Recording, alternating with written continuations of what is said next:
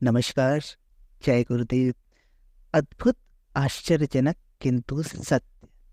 जी हाँ, ये किताब ऐसे अनुभवों का सार है, ऐसे अनुभवों का संकलन है जहाँ परिजनों ने गुरुदेव के आशीर्वाद से, कृपा से अपने जीवन में चमत्कार पाया, अपने जीवन में परिवर्तन पाया, अपने जीवन में कुछ ऐसा पा लिया जिनकी उन्हें उम्मीद नहीं थी।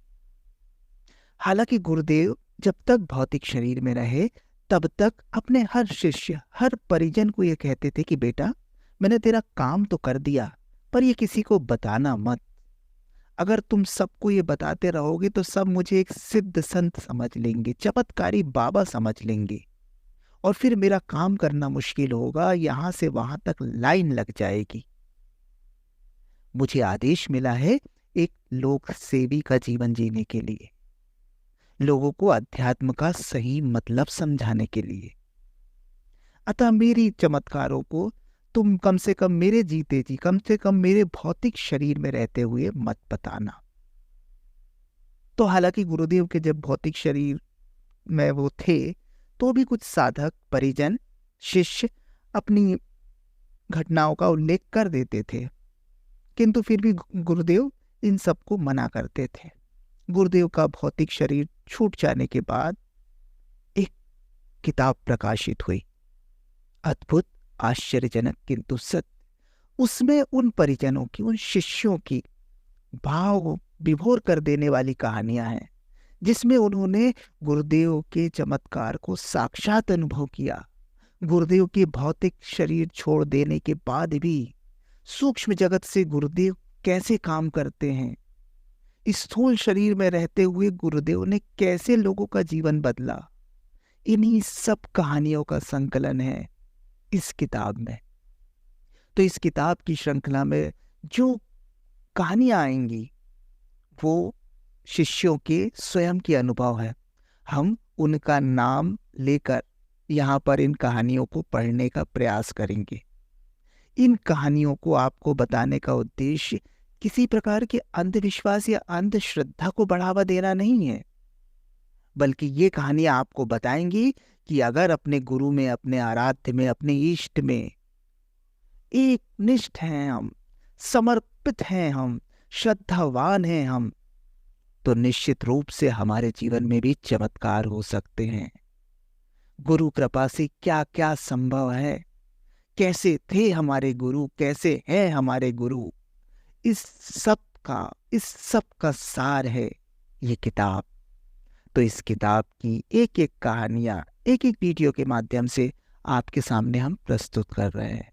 आप भी इनका आनंद लें और अपने जीवन में अपने आराध्य, अपने इष्ट के प्रति समर्पण भाव लाएं। समर्पण से चमत्कार घटित हो सकते हैं। तो शुरू करते हैं। डॉक्टर आरपी जी बतलाती है कि मथुरा में 1958 में यज्ञ का कार्यक्रम था। मेरी माँ अलीगढ़ जिले के नदरोई गांव के आसपास की बहुत सारी महिलाओं को साथ ले जाकर प्रचार प्रसार में जुटी थी। मैं भोपाल में शिक्षा विभाग में मिडिल स्कूल के हेडमास्टर के पद पर कार्यरत था। यद्यपि मेरे कानों में यह बात जरूर थी कि मथुरा में एक विशाल यज्ञ का आयोजन हो रहा है, पर मैं वहां जाने का मन नहीं बना सका। मैंने यही सोचा था कि मथुरा में बहुत से पंडे हैं और वे खाने कमाने के लिए कुछ न कुछ करते ही रहते हैं। यह भी कुछ ऐसा ही उपक्रम होगा, इसलिए ध्यान नहीं दिया। जब मैं गर्मियों की छुट्टी में गांव आया तो मेरी माताजी ने फटकार भरे शब्द में मुझसे कहा, यज्ञ में इतने सारे लोग दूर दूर से आए, तुम क्यों नहीं आ सके? जब उन्होंने यज्ञ का विवरण देना शुरू किया तो सुनकर मैं पश्चाताप में डूबता चला गया। उसी समय मैंने यह निर्णय कर लिया कि आचार्य जी से मिलने जरूर जाऊंगा। पहले मैं अपने गांव से भोपाल, आगरा होकर ही जाता था, इस बार बजाय आगरा के मथुरा होकर जाने का निश्चय किया।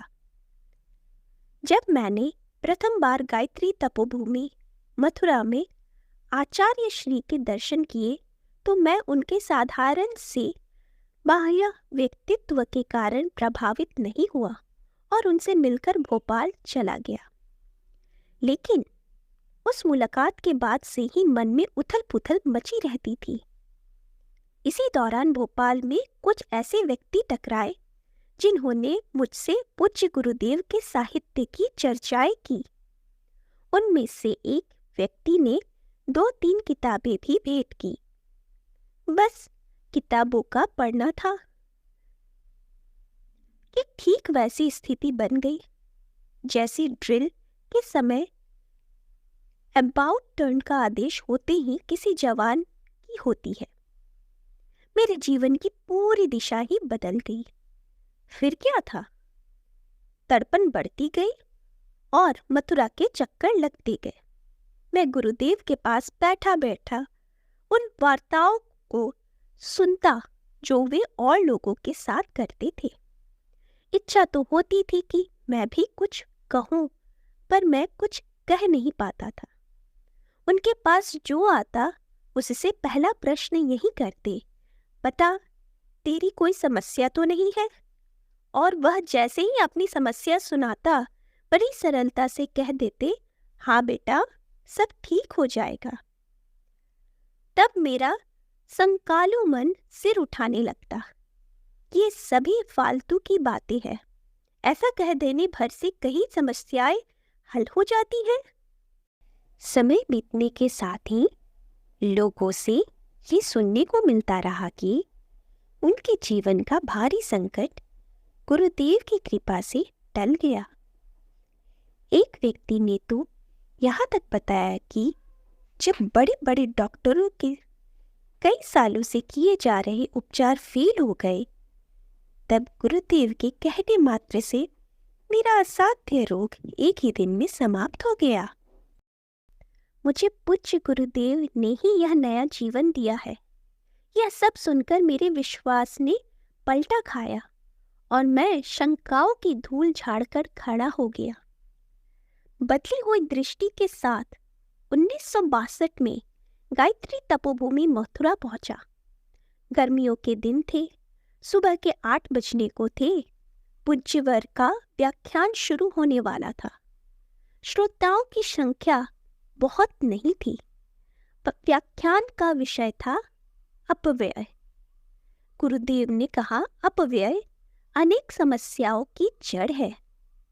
जब आदमी फिजूल खर्ची करता है तो खर्च को पूरा करने के लिए रिश्वत लेता है, बेईमानी करता है, चोरी ठगी करता है और इन सब के पीछे अनेक कुसंस्कार उसके जीवन में प्रवेश कर जाते हैं। उन्होंने कहा कि अपव्यय एक ओझापन है।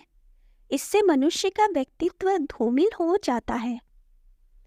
जिन्हें अपने व्यक्तित्व की जरा भी चिंता हो वे ढोंग, दिखावा और अपव्यय से बचे। प्रवचन कर्म में उनका एक वाक्य था, लोग कमाना तो जानते हैं पर खर्च करना नहीं जानते। परिणाम यह होता है कि वे जीवन में सुख शांति के बजाय दुख और दरिद्रता मोल ले लेते हैं। व्याख्यान समाप्त हो जाने के बाद ही पूज्य गुरुदेव का यह वाक्य मेरे दिमाग पर हथौड़े की तरह चोट करता रहा। दोपहर को गुरुदेव से व्यक्तिगत भेंट करने चला। रास्ते में फिजूल खर्ची की अपनी हद से ज्यादा बिगड़ी हुई आदत पर ग्लानि से गड़ा जा रहा था। मालदार बाप का बेटा होने के कारण मैं बचपन से ही खर्चीले स्वभाव का था। ऊपर से फैशन परस्ती का नशा। सुबह एक ड्रेस पहनता था तो शाम को दूसरी। 4-6 टाइयों से काम नहीं चलता था। शाही जीवन शैली थी। लेकिन अब मुझे लग रहा था कि पिताजी के पैसे पानी की तरह बहाकर मैंने बहुत बड़ा अपराध किया है। झुका हुआ सिर लेकर मैं गुरुदेव के पास पहुंचा, उन्हें प्रणाम किया और बिना कुछ बोले मन ही मन यह संकल्प कर लिया, अब तक खाई सो खाई, अब की राम दुहाई। अब जीवन में कभी अपव्यय नहीं करूँगा। नीचे उतरते ही एक किताब पढ़ने को मिल गई, अपव्यय का ओझापन। गुरुदेव के प्रवचन ने तो पहले से ही दिमाग में हलचल मचा रखी थी। पुस्तक पढ़ने के बाद मैंने अपव्यय पर अंकुश लगाने के लिए योजनाबद्ध तरीके से आगे बढ़ने का निश्चय किया। इस संदर्भ में पत्नी से बात की। मेरी पत्नी भी मेरे विचार से सहमत हुई और हम मुट्ठी भर साधन से बड़ी प्रसन्नता और संतोष के साथ जीवन यापन करने लगे।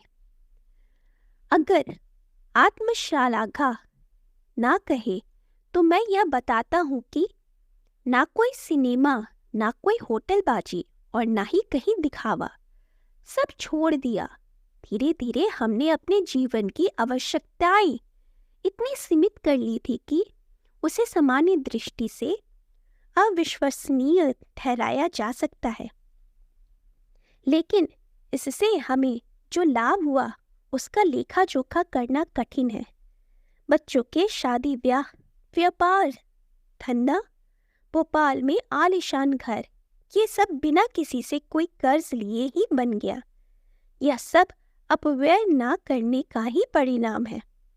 यदि गुरुदेव की वह धारदार प्रेरणा ना रही होती तो सांसारिक दृष्टि से इस सफलता की कल्पना भी नहीं कर सकता था। जय गुरुदेव।